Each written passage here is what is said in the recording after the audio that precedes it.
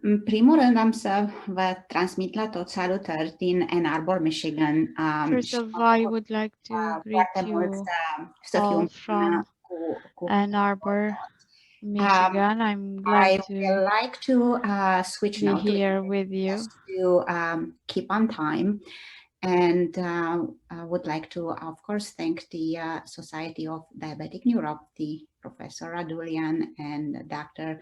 Norina Gavan for organizing this very important educational event to train the next generations of Romanian specialists. Today, I will cover with you a little bit of a less used, I would say, topic for the summer school of diabetic neuropathy and and diabetic foot, which relates to the post-acute sequelae of the COVID-19 and the impact of neurologic complication in diabetes, because for the last 16 or 17 months, our life has definitely been affected by this pandemic. And with that said, during this presentation, I'm just going to briefly define what are the post-acute sequelae of the COVID-19 or PASC, discuss some of the data that shows evidence on the intersection between PASC and diabetes, unveil some of the recent findings regarding the mechanism of pathophysiology of PASC, and then end by reviewing what we've learned, particularly with respect to the neurologic complications of PASC and impact on diabetes and diabetic neuropathies. So what is PASC? And this term actually has additional synonym. Many people call it long COVID. But it is a constellation of symptoms and signs that involve, a broad spectrum from the head to the toes, with brain ischemia, cognitive impairment, various forms of peripheral and autonomic neuropathy that are induced by changes in the serotonin production and other neuronal transmission mechanisms, mood disorders, as well as changes in the long-term lung and cardiac capacity, kidney damage, circulatory hypertension, increased risk of thrombosis, and vascular and organ fibrosis. Respect with diabetes, direct effect on pancreas and pancreatic damage, which is now emerging as a potential reason of the increased incidence of diabetes post-COVID, muscle fatigue, weakness, and COVID toes. And before we go to reflect on the mechanism and diabetes, I decided that it would be nice to just present an overview of the timeline, and starting with February or March of 2020, when the most important actions, particularly for us in the medical community, were to try to prevent the transmission with measures such as mask and protection equipment and social distancing. And then we have witnessed initially milder form of disease, but then more moderate and severe, leading to hospitalizations. We have made a huge progress in understanding how to treat acute disease and what are the strategies that are most effective. And then, of course, unfortunately, witnessed quite a large number of people who had, in fact, suffered severe disease, including that.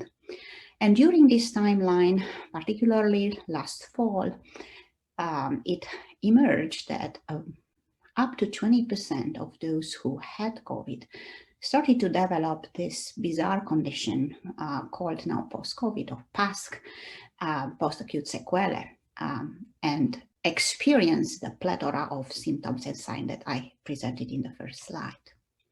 Originally, we were under the impression that only people who had severe COVID that required hospitalization will develop this PASC or long COVID. However, a very recent research that has been published in JAMA a couple of months ago demonstrate, as seen in here, that in fact the risk of developing this long COVID is similar among those who have experience severe or even mild disease.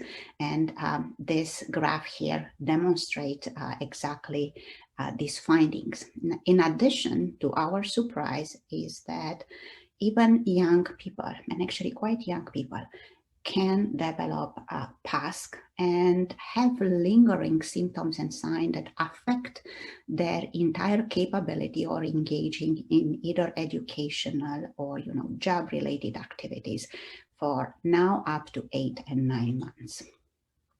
So let's review a little bit of data regarding COVID and diabetes and the long COVID and diabetes. Again, to reflect on the timeline, over the last year or so, it became apparent that among people with diabetes, the prevalence of those who have developed severe disease had been much higher, and that had been true across the entire world, from China to Europe, United States, or South America. Here, particularly in the United States, last summer, it became apparent that diabetes was one of the 3 most comorbid conditions that required ICU admission or developing acute renal injury. And in multiple cohorts, also the presence of diabetes, particularly on those people who presented with high blood glucose at admission, doubled the 7 and 28 days mortality rates across the entire nation here in US, and doubled the risk of acute kidney injury. So these are some of the references. Actually, I think that just a couple of weeks ago, it became apparent that, in fact, Rezultat? I'm sorry, I hear some interference. I'm not sure what's happening. Maybe the technical people can address this. All right, so here is data that has been just recently published from the large Scottish cohort, who have evaluated basically the average deaths per week, comparing 4 years prior to the COVID pandemic, which is shown here in the red line, and then that's in the same week, starting with January 2020, and in the blue line are the non-COVID deaths, and then in the gray shaded areas are the COVID deaths. And it's the data it's telling by itself. You can see how much the deaths related to COVID have increased, starting as of March of 2020, and then with a lingering effect even until very recent weeks, June 2021. And here on the right, out of these 5,400,000 Scottish, this is the population of Scotland, they also have a very, very close follow-up of those with diabetes. And as you can see here, the deaths in patients with diabetes, both in men and in females, were significantly higher than compared with people who get COVID and didn't have diabetes. So why is long COVID also, and COVID in general, so much worse in patients with diabetes? And here are some of the reasons. Definitely diabetes predisposes to all these chronic complications that all have been demonstrated to increase the risk of COVID by itself, starting with microvascular complications, which are the kidney injury, the peripheral and autonomic neuropathies, the diabetic foot complications that you've heard a lot already. And here at Michigan, we have also been at the forefront of understanding what's happening in the COVID toes and COVID foot, eye disease, and then of course the cardiovascular complications with coronary heart disease, heart failure, that it's emerging as the leading cardiovascular complication in diabetes, unfortunately. And then, as I mentioned earlier, now, after we have more than 1 year data, we have been able to demonstrate that, in fact, the incidence of diabetes has increased substantially in the last year, and definitely due to an intersection between the acute inflammatory and immune injury that is unveiled at pancreatic levels due to COVID infection. Here is another pretty hot off the press data in a very large cohort of patients that are being seen in our Veteran Health Administration. The Veteran Health or the VA administration had unique electronic medical records for the entire country. So it is really a very important resource to study and understand outcomes. And as you can see here, the type of complications, organ-specific complications, have been calculated using this type of Z-score weighted analysis, with the red colors demonstrating higher excess burden amongst these various complications. As you can see here, circulatory and cognitive and endocrine. And then looking by people with diabetes, those are significantly higher among patients with diabetes. And again, this is a cohort that studied the entire United States veteran health population. Definitely those are predominantly male, but the data is quite compelling. So this is another large study that was published earlier in Diabetic Medicine, also concentrating on patient-reported outcome. As we already well know, is that everything we do, all the research that we are doing, is to be able to apply it in the most meaningful way for patients, and thus understanding what patients feel when we apply a certain treatment or what they face a disease, it's very important. And this is a study that evaluated patient-reported outcomes in more than 2,500 patients patients with diabetes, with a large proportion of female gender as well, so approximately 45% were women, and understood out of the data that socioeconomic distress is quite important. The post-traumatic stress as well, and psychological adaptive difficulties that have emerged past of this pandemic, particularly in women and in those who had prior complications, including neurological complications. So what are the potential mechanisms? And the data is emerging as we speak, but in diabetes and in general in COVID, there are very interesting interrelated mechanisms that are triggered by these acute inflammatory and autoimmune pathways that are triggered through the COVID infection, that then underline additional metabolic dysfunction and this microvascular direct effect, this microvascular damage called endothelitis. And all of this are particularly higher in diabetes because, as you very well know, chronic inflammation, metabolic dysfunction, and microvascular dysfunction are the hallmark of the mechanism that promote both microvascular and as well as macrovascular complications. And this is what endothelitis mean. Here are healthy vascular bed with these endothelial cells and normal diameters of the microvasculature promoting oxygenated blood flow through all these organs, including the brain, the peripheral, the autonomic nervous system, the kidneys, the eyes, and so on. And then through this acute inflammatory and immune injury that then promotes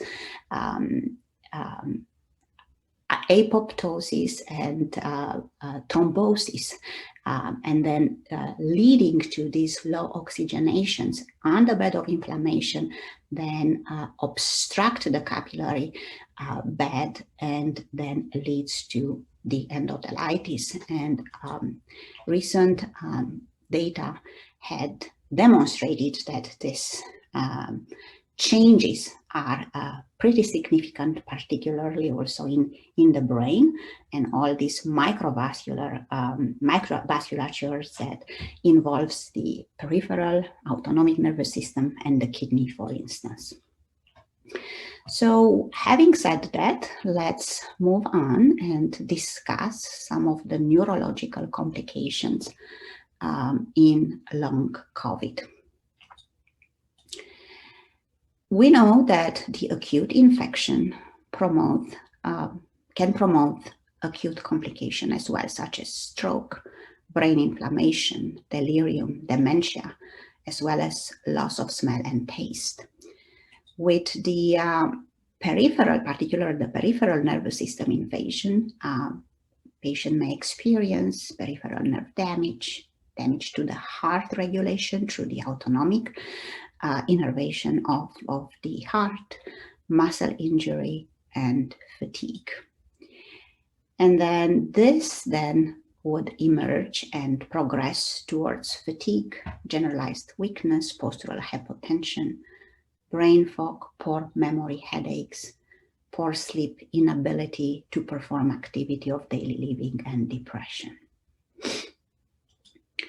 Very recent data, again, also emerging from our colleagues in Scotland, has also looked at the risk of fatal or critical care unit treated COVID-19 in people with long COVID.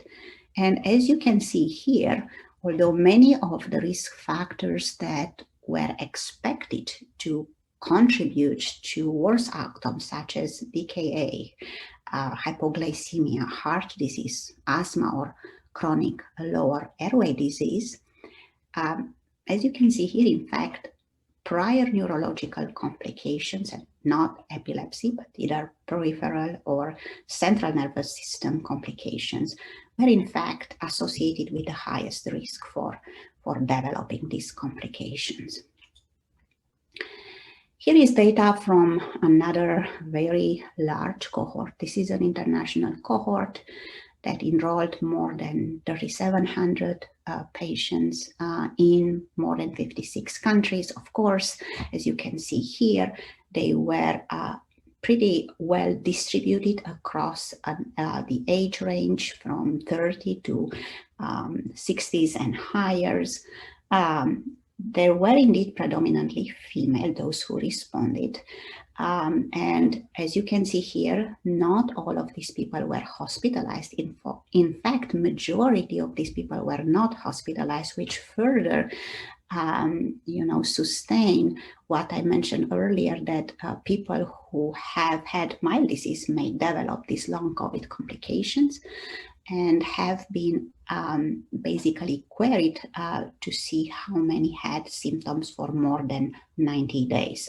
And I think that that's something else that it is important to mention, is that in general, long COVID, it is accepted now to be relevant for those patients who have had these symptoms and signs for at least 90 days or more after the acute infection. And as you can see here, among this large cohort, the majority of these post-COVID long-term symptoms were dominated by fatigue, this post-exertional malaise, and then 55% with this cognitive dysfunction. And these symptoms and signs are really very difficult to treat. They are, of course, non-specific, but they are making patients' lives very difficult to perform their activities and then go on with their life. Here is additional data from this cohort. As you can see here on the left, the risk of developing this long-term COVID seems to be pretty equal. Females are shown here in blue and male in orange. And then based on the age here on the right, you can see that it appears that in fact the risk of developing these symptoms and signs is higher in the younger people that are shown in the dark blue and dark green compared with those who are above 60 and 70. So then again, these are things that appear to affect predominantly younger population.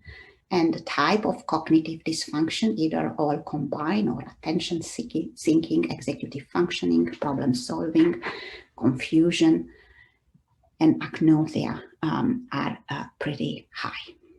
And then again, it's very interesting observations to see that younger people who have COVID are not at all protected to develop these longer term consequences. And in fact, looking at our most recent data here in the US, particularly since we see now again a surge among those people who are not vaccinated, unfortunately, most severe cases now are among younger people.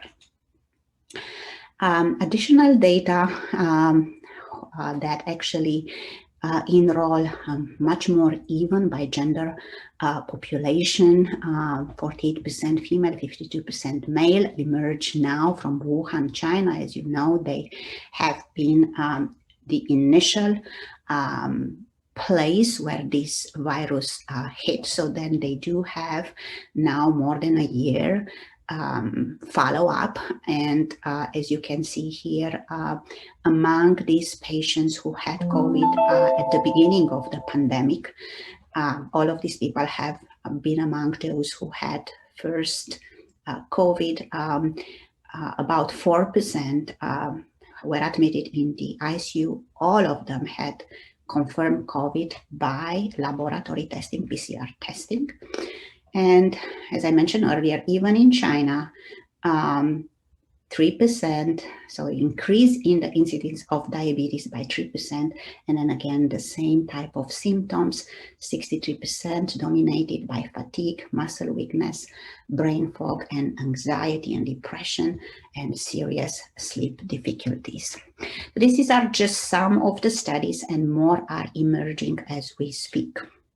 And so in a summary of the type of neurological complications that we see most right now as part of this long COVID, loss of smell and taste in some of these patients that we believed that are just associated with the acute disease. In fact, they seem to linger for months. And again, the same type of cognitive dysfunction, autonomic dysfunction with dizziness, peripheral neuropathy dysfunction with loss of larger fiber and mild balance issues, and then the memory, the speech, anxiety, and depression. So before I end, I just wanted to show you some of the data here in Michigan. And this is actually very interesting because here we start in March of 2020. Since then, we had approximately 896,000 cases, and unfortunately almost 20,000 deaths. But this is, so you can see by week how we fared with this first wave of infection last year that we thought was pretty bad. But as you can see here in the fall of 2020, we had another large wave, and then we just emerged from the third wave in March and April of 2021. As we speak here in Michigan, we are at 62.5 vaccination coverage, which is actually pretty good, still not at the goal, but we are a state that achieved more than 60% vaccination among those who are eligible, which is adults 16 and above, and we started now quite intensely to vaccinate kids 12 years and older. And here is some data that we just finished analyzing in our hospital cohort. In our hospital, we had about more than 1,000. Actually, we had about 1,500 people, but this data analyzes the first 1,000 patients, and we had event-free survival about 789. And you can see here the difference in age. Of course, elderly people, male, more likely to die. And then smokers, but also diabetes, definitely one of the strongest risk factors of death in our hospital, particularly if they presented with hyperglycemia at admission. And then, of course, as expected, hypertension, coronary artery disease, and end-stage renal disease. Because of the number of cases that we have seen of developing this sequelae, and because our primary care physicians were completely overwhelmed, we actually opened a multidisciplinary post-COVID clinic to care for all these patients. And actually this is also a cutting edge clinic because everybody is also enrolled in research. So this is 100% research integrated into the clinical care. We have a model in which initial evaluation is done in person, and we have a team of endocrinologists, physical medicine and rehabilitations, neuropsychologists and podiatrists that evaluate this patient at the first intake and then referred as needed to these various subspecialties depending on the finding. And this is basically the clinic flow. It's been a very interesting experience. Of course, we do have also conferences in which review all these most interesting cases, and we do not address just diabetes. I mean, there are many other endocrine conditions, particularly obesity, but also adrenal, that appear to be involved in the, in the risk of developing this sequelae of COVID. And our clinic opened officially on April 30th. It has been quite highly mediatized in the press and on TV. As we speak, and although we have very clear criteria in which we limit, those patients who can be seen, for those who have 100% confirmed COVID by lab, we still have now, with more than 280 people that are waiting to be seen. We have received initially more than 600, but after screening for those with confirmed COVID. And I wanted to also show you very recent data that we started to analyze and just submitted for publication. And as you can see here, we looked at neurological and mental health complications among those with post-COVID, as you can see here, among those with diabetes, they are pretty high, and it's true both for type 1 and type 2 diabetes, although type 2 diabetes appears to be a little bit more prevalent in younger ages. Once they reach 40 and higher, the risks are pretty similar. And here also we looked at potential mechanism, and we understand here that having prior microvascular complication appears to be one of, like kidney and eye complication, as well as heart disease, also promote this brain dysfunction, as well as autonomic and peripheral neuropathy, typical sequelae of COVID in this patient population. However, this data hasn't been published yet, and we continue to analyze. So before I end, I just want to say that this is a very serious condition. I think that it is our duty as physicians to educate the entire population on the science and the truth behind the vaccine. For those of you who may not be aware, I just want to highlight that this vaccine had been in the work for more than 20 years. The technology had been really in the work for more than 20 years. It is been highly researched, and we were really lucky that we were at that stage to be able to start giving the vaccine in humans when the pandemic struck. The more we vaccinate, the more likely it will be to get back to our life like it used to be. And we don't have really too much time, because these new variants are, as you very well hear everywhere in the news, much more contagious and much more severe. As I said earlier, here in Michigan, we see that younger people, and particularly children who don't have yet that chance to get a vaccine, are at risk. So thus, to protect our children, it is our duty to educate people to get the vaccine. And with that, I like to also highlight the large team of colleagues working at the forefront, including our very active podiatry clinic. We are so happy now. We have just hired 2 more podiatrists here at Michigan, and of course are part of the Diabetic Food Consortium, running several new protocols to understand how to better prevent these diabetic foot ulcers with a personalized approach. And with that, I would also like to highlight my first mentor, Professor Gheorghe Băcanu, and here is the University of Timișoara Medical School and Timișoara downtown that looks actually very beautiful. Thank you so much.